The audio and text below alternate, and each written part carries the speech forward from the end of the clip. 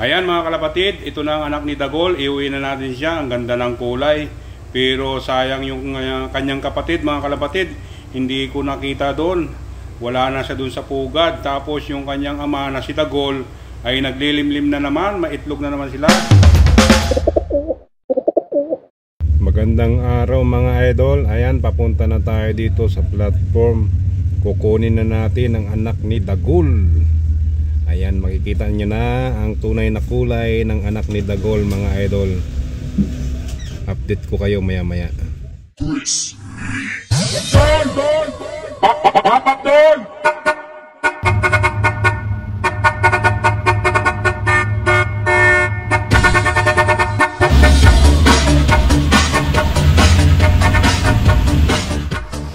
Ayan guys, nandito na ako ngayon sa crane. Magtatrabaho muna ako bago natin kunin si anak na Dagol. Ayan, shout out mga ka-crane operator. Iuwi na natin ang anak ni Dagol. Update ko kayo mamaya mga idol pagtapos ko magtrabaho. Mga idol, pag ganito katibay ang iyong loop mga idol, ayan o, solid ang mga bakal yan. Diyan nagtatago yung ating mga kalapati sa ilalim na yan mga idol. Sulit na bakal. Kahit anong bagyo yan mga idol, hindi mauugay ang loop natin. Yan na lang mga idol, yung bubuhatin natin. Tapos, okay na, pupuntahan na natin yung anak ni Dagol. Duda ko talaga mga idol, itong si Pakistani ay mayroon na namang itlog. Kasi halos hindi siya pumupunta ngayon dun sa barko natin. Yung lalaki lang, si Dagol lang yung madalas na pumupunta doon na kumukuha ng pagkain. Kaya duda ko talaga may itlog na naman ito si Pakistani eh. Ayan, puntahan natin maya maya mga idol.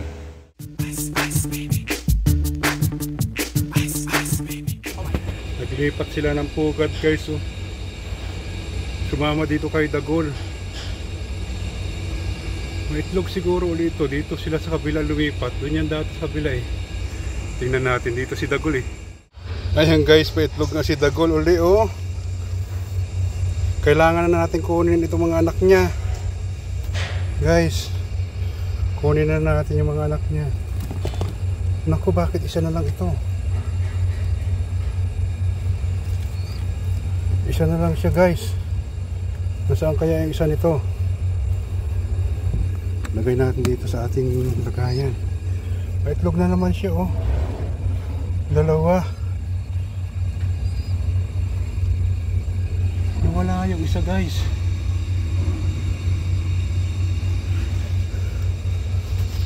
Nasaan kaya yung isa?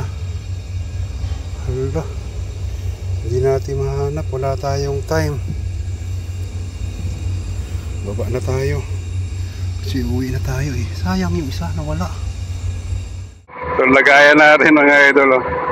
Simple lang para hindi na maraming tanong-tanong pa. Diba?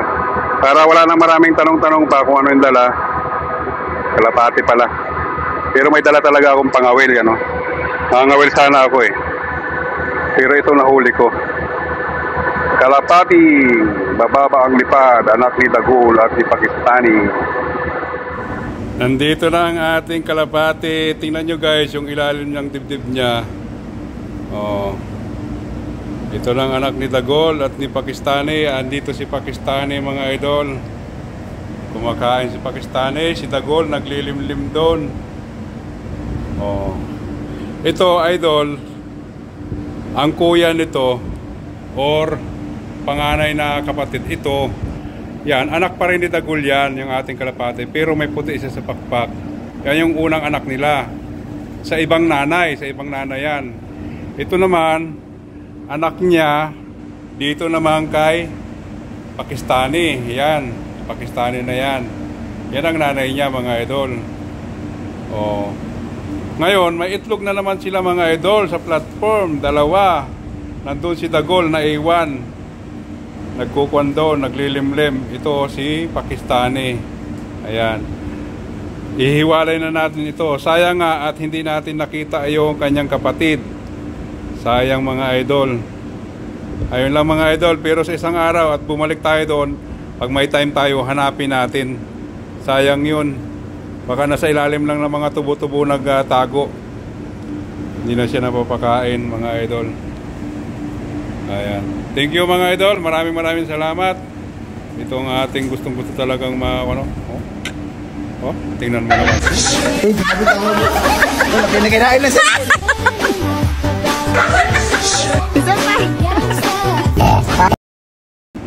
Tingnan mo naman yung kalapati na yung mga idol. Ang yabang-yabang naman. Ayan, mga idol.